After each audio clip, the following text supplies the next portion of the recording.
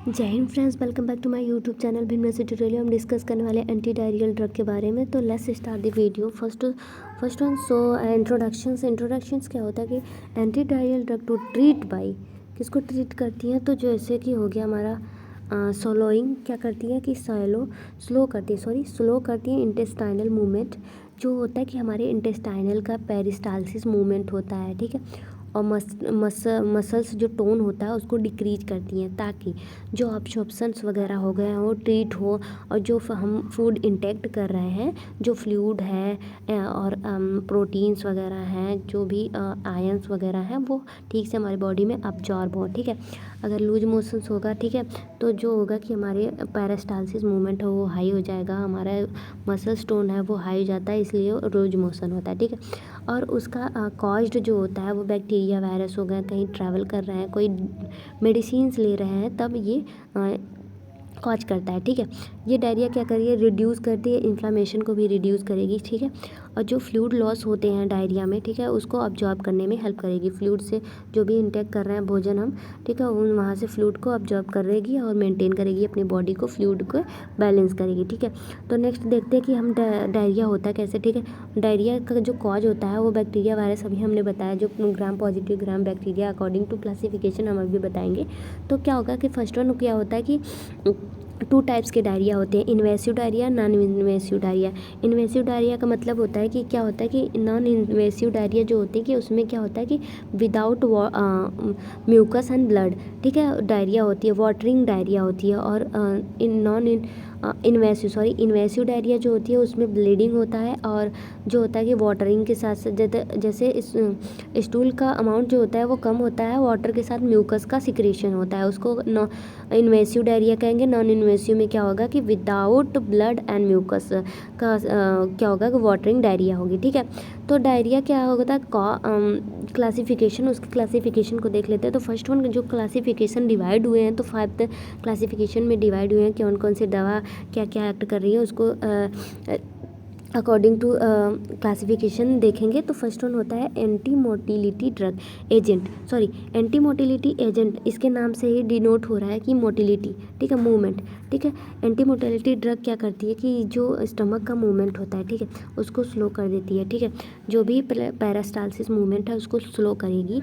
और इंटेस्टाइन का जो फ्लूइड्स वगैरह है, इलेक्ट्रोलाइट, जब ये पेरिस्टालसिस मूवमेंट को स्लो कर देगी तो स्लो अब्जॉर्प्शन होगा, ठीक है, जो स्लो ट्रांसमिशन होगा फूड जो हम इंटेक किए हैं, स्लो ट्रांसमिशन होगा, तो जो हमारा फ्लूइड एंड इलेक्ट्रोलाइट इसमें है कन्वर्ट हो रहा है, जो भी फार्मो को बोल सकते हैं कि अब्जॉर्प्शन के बाद जो भी डाइजेशन वगैरह होने से पहले क्या होता है कि इसमें फ्लूइड एंड इलेक्ट्रोलाइट वगैरह जो बचते हैं, तो वो क्या करेगी, हमारा स्टमक जो होता है कि वो अब्जॉर्ब कर लेगी, हमारे इंटेस्टाइन जो होती है वो अब्जॉर्ब कर लेगी, वो फ्लूइड जो डायरिया के साथ जो जा रहे थे एलिमेंट्स उसको जाने नहीं देगी, जिसके पेरिस्टालसिस मूवमेंट को स्लो करेगी। तब जो इलेक्ट्रोलाइट एंड फ्लूइड होगा तो वो वहीं पे हमारे इंटेस्टाइन में ही अब्जॉर्ब हो जाएंगे, और फिर फ्लूइड जो होता है कि बाहर डायरिया के थ्रू जो फ्लूइड निकल रहे हैं उसको जाने नहीं देगी, इलेक्ट्रोलाइट को मेंटेन करेगी, ठीक है। मेन इसका कारण यही होता है, फंक्शंस यही होता है। तो फर्स्ट वन इसमें जो क्या होता है कि जो मेडिसिन्स प्रोवाइड की जाती है, तो कोइडेन मेडिसिन होती है। फर्स्ट सेकंड वन होती है डिफेनो ऑक्सीलेट, जो होती है कि डिफेनो ऑक्सीलेट जो होती है कि 2 से लेके 5 ग्राम्स देते हैं, ठीक है, mg देते हैं, mg देते हैं, और इसे 2 to 4 टैबलेट्स देते हैं, 2 to 4 टैबलेट्स देते हैं, इमीडिएटली देते हैं, ठीक है, immediately by 1 tablet every 6 hours में देते हैं, ठीक है। तो नेक्स्ट देख लेते हैं क्लासिफिकेशन। नेक्स्ट क्लासिफिकेशन हमारा होता है anti cholinergic drug. Anti cholinergic मतलब जो होता है कि कोलिनर्जिक जो होता है कि क्या, एसिटिल कोलिनर्जिक, ठीक है, जैसे कि यहाँ से कोलिनर्जिक आया, ठीक है, हमारे ब्रेन से कोलिनर्जिक जो एजेंट है हमारे ट्रांसमिशंस है, ठीक है, एंटी कोलिनर्जिक को जो आया एसिटिल कोलिनर्जिक को यहाँ बाइंड करने देगा, ठीक है, जो रिसेप्टर है कोलिनर्जिक का रिसेप्टर है जो एसिटिल कोलिनर्जिक को बाइंड करने देंगे, ठीक है। तो क्या होगा कि ये जो हमारा स्मूथ मसल्स है उसके मूवमेंट को बढ़ा देगा। जब मूवमेंट को बढ़ा देगा, हमारे स्टमक के मूवमेंट को बढ़ा देगा, तो जो फूड का अब्जॉर्प्शन है और ब्रेक डाउन है, ट्रांसमिशन जो भी है वो तेज़ हो जाएगा। वो तेज़ होने की वजह से क्या होता है कि ठीक से होगा नहीं, वाटरिंग जो वाटर वगैरह है ठीक से अब्जॉर्ब नहीं होगा, तो वो डायरिया की कंडीशन आ जाती है। ठीक है, तो एंटीकोलिनर्जिक, अब एंटी का मतलब रोकना, इसे रोकना। ठीक है, किसे रोकना? एसिटिल कोलिनर्जिक, जो बाइंड हो रहा है एसिटिल कोलिनर्जिक, एसिटाइल कोलिनर्जिक, उसको रोकता है। रोक देगा तो जो मूवमेंट होगा वो कम हो जाएगा, जो उसका पेरिस्टालसिस मूवमेंट है वो कम हो जाएगा, इस तब वो जाके अब्जॉर्ब कर लेगी। ठीक है, ये जो भी फूड का अब्जॉर्प्शंस है, जो भी आयरन वगैरह अब्जॉर्ब करने हैं हमारी बॉडी को, जहाँ भी इंटेस्टाइन को अब्जॉर्ब करने हैं वो अब्जॉर्ब कर लेगी। जो वेस्ट प्रोडक्ट रहेगा उसी को ही सिक्रेट आउट करेगी बाहर की तरफ। ठीक है, तो ये इसका वर्क हो गया। हमने पहले ही इसके बारे में अच्छे से पढ़ा है। तो इसका मेन फंक्शंस यही होता है। ये 2 टाइप्स में वर्क करती है, जैसे कि मस्कुरनरिक रिसेप्टर, 2 रिसेप्टर होते हैं। मस्कुरनिक रिसेप्टर होता है, निकोटिनिक रिसेप्टर। इसमें नर्वस सिस्टम में भी इसका रिसेप्टर होता है, मसल्स में भी रिसेप्टर होता है। ठीक है, तो एसिटाइल कोलिनर्जिक को ब्लॉक करती है इस कंडीशंस में, ताकि मूवमेंट ना हो। ठीक है, इसमें जो ड्रग होते हैं कि एट्रोपिन जो होता है, एट्रोपिन 1.5 से लेके 4 ग्राम्स डेली दे सकते हैं। ठीक है, फिर डिसाइक्लोमीन जो होता है 10 ग्राम्स देते हैं, एमजी देते हैं। तो ये डेली दे सकते हैं। ठीक है, अब नेक्स्ट क्लासिफिकेशन के बाद बढ़ते हैं। तो थर्ड क्लासिफिकेशन है अब्जॉर्प्शन। ठीक है, अब्जॉर्बेंट। जो अब्जॉर्बेंट्स होते हैं वो क्या होता है कि जो अब्जॉर्बेंट होते हैं, इसके बाद में ही क्या होता है कि ये इसके क्या होता है कि इसके वर्ड में ही छुपा है अब्जॉर्प्शन। ठीक है, ये अब्जॉर्ब कर रहा है, किसको अब्जॉर्ब कर रहा है? तो जो भी प्रोडक्ट्स वगैरह है उसको अब्जॉर्प्शन करने में हेल्प करता है। तो ये क्या कर रहा है कि किसी को अब्जॉर्ब कर रहा है, या बोल सकते हैं किसी को बाइंड करके ड्रग टू ट्रीट कर रहा है। ठीक है, मैकेनिज्म ऑफ एक्शन इसको देख लेते हैं। तो यही अब्जॉर्बेंट ड्रग जो होता है कि हमने बताया मूवमेंट को क्या कर रहा है कि अब्जॉर्ब कर रहा है, किसी को अब्जॉर्ब कर रहा है। तो फर्स्ट वन क्या होता है कि इसका जो एक्शन होता है, तो क्या होता है कि ये जब हमें बावल सिंड्रोम हो गया है, बावल की किसी भी कंडीशन में, जैसे इंटेस्टाइन में जो भी अब्जॉर्प्शन में प्रॉब्लम हो गया, वहाँ पे इन्फ्लामेशन हो गया है। ठीक है, डायरिया वाली प्रॉब्लम है, स्टमक क्रैम्प कर रहे हैं, उसमें ये ड्रग प्रोवाइड की जा सकती है, उसको ट्रीट करता है। जैसे कि कैसे ट्रीट करता है, इसका मेन मैकेनिज्म एक्शन सही ये होता है कि जो बैक्टीरिया होती है उसको बाइंड करके, ठीक है, फर्स्ट वन बैक्टीरिया को बाइंड करके उसको किल करके, जो भी इरिटेबल एजेंट होता है उसको किल करना या इनहिबिट करना। और जो डायरिया स्टूल जो होता है कि वो लेस वाटर का जो होता है कि उसमें स्टूल से वाटर को अब्जॉर्ब कर लेना है। ठीक है, ताकि जो डायरिया स्टूल वाटरिंग डायरिया हो गई है उसको ट्रीट करता है। ठीक है, इसमें जो 2 ड्रग्स आते हैं, तो सेलियम आता है फर्स्ट वन, और मेथाइलो सेलुलोज आता है सेकंड वन, जो 2 ड्रग्स होते हैं इसमें। नेक्स्ट वन देख लेते हैं। फोर्थ क्लासिफिकेशन जो होता है हमारा, तो specific therapy, non specific therapy. Fifth वाला है non specific therapy. Specific therapy किसको स्पेशली किसी जो से स्पेसिफिक में से स्पेसिफिकली किसी को ट्रीट करना है, बोल सकते हैं स्पेशली। तो इसका मैकेनिज्म ऑफ एक्शन क्या होता है? They help to the maintenance of the normal healthy flora. ठीक है, ऑफ द इंटेस्टाइन। ये मेनली क्या होता है कि उसको हेल्दी रखता है, जो नॉर्मल फ्लोरा वगैरह होते हैं हमारे स्टमक में उसको मेंटेन करता है। और जो होता है कि decreased by growth of the diarrhoea and causing bacteria, जो होता है कि बैक्टीरिया जो होती है उसके ग्रोथ को इनहिबिट करना, और डायरिया वगैरह को स्पेशली उसको जैसे कि डायरिया बैक्टीरिया की वजह से कॉज वगैरह हो रहे हैं तो उसको रोकना होता है इसमें।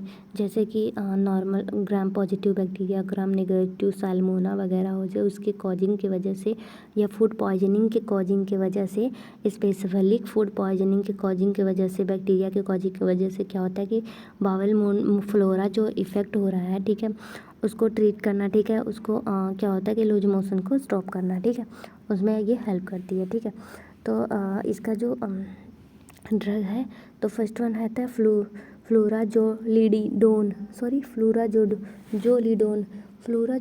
जो होता है कि वो हम कितना दे सकते हैं, तो उसमें क्या होता है कि फ्लोराजोलिडोन जो होता है कि नॉर्मली 100 से 18 ग्राम से बोल सकते हैं mg दे सकते हैं।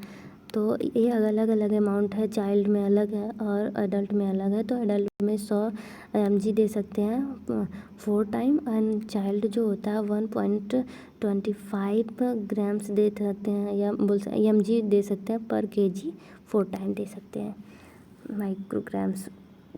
नेक्स्ट वन होता है कि non specific therapy. Non specific therapy में क्या होता है कि इसमें स्पेशली नॉन स्पेसिफिक थेरेपी में आता है जैसे कि डिहाइड्रेट हो गया, हमारी बॉडी जो होती है उसमें फ्लूइड की इलेक्ट्रोलाइट अनबैलेंस्ड हो गया, ठीक है। लूज मोशन करते वक्त जो पेशेंट्स होता है वो औरली क्या होता है कि डिहाइड्रेट हो जाता है। अगर एक दिन में क्या होता है कि वो 4 to 6 टाइम क्या किया, लूज मोशन कर दिया, तो क्या होगा कि वो डिहाइड्रेट हो जाता है पेशेंट जो होता है। तो इसके लिए क्या करते हैं कि जो ओरल रिहाइड्रेशंस थेरेपी होती है उसको प्रोवाइड किया जाता है। ओरल जैसे कि हमारा ORS हो गया, ठीक है। उसमें ये मोस्टली हमेशा हमें समर टाइम यूज करना चाहिए, ताकि जो हाइड्रेशंस वगैरह हमारे ट्रैवल्स हाइड्रेशंस वगैरह के वजह से क्या होता है कि उसमें भी लूज मोशन वगैरह होने लगते हैं, तो उसमें ये यूज किया जा सकता है, ठीक है। तो इसमें क्या होता है कि इसका मैकेनिज्म एक्शंस देख लेते हैं। तो watering diarrhoea, there is a loss of the fluid. इसमें क्या होता है कि जो वाटरिंग डायरिया होने की वजह से क्या होता है कि लॉस हो जाता है फ्लूइड, इलेक्ट्रोलाइट एंड नीड। तो उसमें नीड होती है हमारी फ्लूइड, बॉडी को फ्लूइड की नीड्स होती है, और रिहाइड्रेशंस हो जाती है तो सूख जाती है, तो उसमें फ्लूइड की नीड्स होती है। उसका रिप्लेसमेंट कराने के लिए हमें क्या करना है, ORS देना है एंड फ्लूइड का मैनेजमेंट करना है, ठीक है। फ्लूइड जब पेशेंट्स ज़्यादा ही उसका जो होता है कि क्रिटिकल कंडीशंस हो गया है तो उसको प्रोवाइड किए जाते हैं सोडियम क्लोराइड, जैसे कि इसको बॉटल क्या होता है कि जब बोलते हैं कि फ्लूइड देते हैं IV के थ्रू, जैसे कि सोडियम क्लोराइड देते हैं फर्स्ट वन, और potassium chloride. Sodium chloride 2.6 grams देते हैं, पोटेशियम क्लोराइड 1.5 ग्राम्स देते हैं, सोडियम सिट्रेट जो होता है 2.9 ग्राम्स देते हैं, ग्लूकोज 13.5 ग्राम्स देते हैं, ठीक है। ताकि जो पेशेंट्स है उसका जो फ्लूइड मैनेजमेंट है वो मेंटेन रहे, जो हमारा वाइटल साइन है वो भी मेंटेन रहे उसके वजह से। अब देखते हैं टू ड्रग्स होते हैं मेनली, वो फंक्शंस करते हैं इसमें। तो डाइक्लोमीन जो होता है, फर्स्ट वन डाइक्लोमीन का एक्शंस देख लेते हैं। दियर ड्रग डाइक्लोमीन जो होता है एंटीकोलिनर्जिक ड्रग है। तो ये सेम एक्शन हमने जो बताया था वही इसमें राइट डाउन हुआ है। This drug it is use to treat the smooth muscle and spasm of the GI tract. जो स्मूथ मसल्स की क्रैम्पिंग वगैरह थी, मूवमेंट ज़्यादा हो रहे थे, उसको ट्रीट करना होता है इस ड्रग का मेन फंक्शंस है। This drug use to the cases of irritable bowel. जब बावेल जो होता है कि इरिटेट हो जाता है, इरिटेबल होता है, या कोई किसी भी साइंस सिंड्रोम मतलब होता है किसी भी कॉज की वजह से, या बोल सकते हैं कि ग्रुप ऑफ डिजीज़ हो जा रहा है बावेल का, तो उसमें उसको ट्रीट करने में हेल्प करता है, ठीक है। यूज टू द इसमें जो यूज करते हैं डाइक्लोमीन जो होता है वो यूज करते हैं 18 mg per day orally use करते हैं। ऐसे तो इसमें 2 टाइप्स के दिए गए हैं, जैसे कि एडल्ट हो गया उसको 100 ग्राम्स देते हैं पर डे, दे सकते हैं 4 टाइम, ठीक है।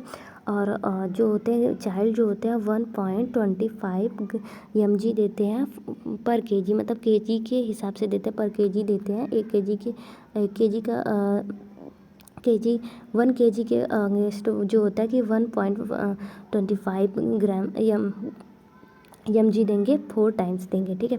नेक्स्ट वन देख लेते हैं फ्लूराजोलिडोन। जो फ्लूराजोलिडोन जो होता है उसका एक्शंस क्या होता है, ये जो फ्लूराजोलिडोन होता है वो क्या होता है कि एक ये जो ड्रग होती है ये इट हैज़ बैक्टीरियल अफेक्ट। ये जो होता है कि बैक्टीरियल अफेक्ट की वजह से लूज मोशंस हो रहा है, जैसे कि हो गया ग्राम पॉजिटिव, ग्राम नेगेटिव, बैसिलस हो गए, और जैसे फूड पॉइजन्स की वजह से हो रहा है, ठीक है।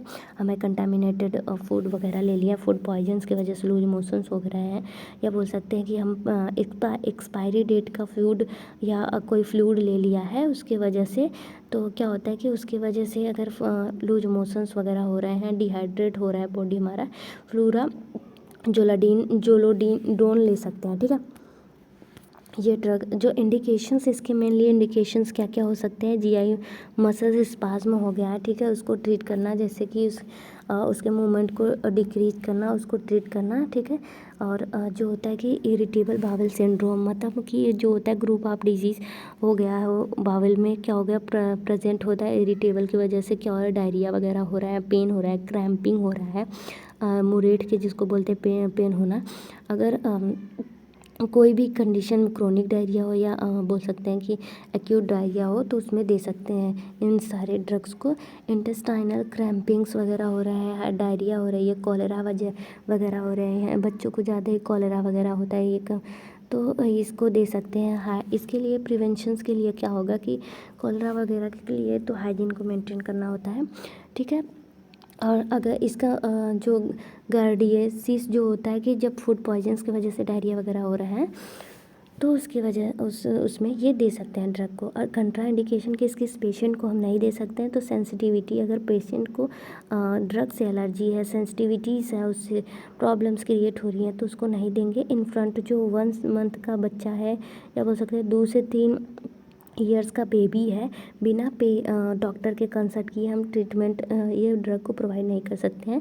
क्लोज एंगल ग्लूकोमा है तब नहीं दे सकते हैं। हेमरेज वगैरह हो गया, कार्डियक प्रॉब्लम्स वगैरह, इंटेस्टाइन में हेमरेज वगैरह हो गया तब नहीं दे सकते हैं। कार्डियक प्रॉब्लम्स वगैरह हो गए हैं तब नहीं दे सकते हैं, जैसे कि ब्रेडिकार्डिया है, ट्रैकिकार्डिया वगैरह है, तब नहीं देंगे। फिर प्रेगनेंसी वगैरह में नहीं दे सकते हैं। ब्रेस्ट फीडिंग में अगर मदर करा रही है तो उसमें नहीं दे सकते हैं, ठीक है। मस्थेनिया ग्रेविस जो हो रहा है, मस्थेनिया ग्रेविस जैसे कि हमारा न्यूरॉन ट्रांसमिशन और जो मस्कुलर रनिंग ट्रांसमिशन है, उसका कम्बिनेशन सही से नहीं हो रहा है। जैसे हमारे लेग क्या होते हैं, कम्बिनेशन सही नहीं होते, हमारा लेग जो पैरालाइज हो जाता है और हैंड पैरालाइज हो जा रहा है, तो उस कंडीशन में हम नहीं देंगे पेशेंट को।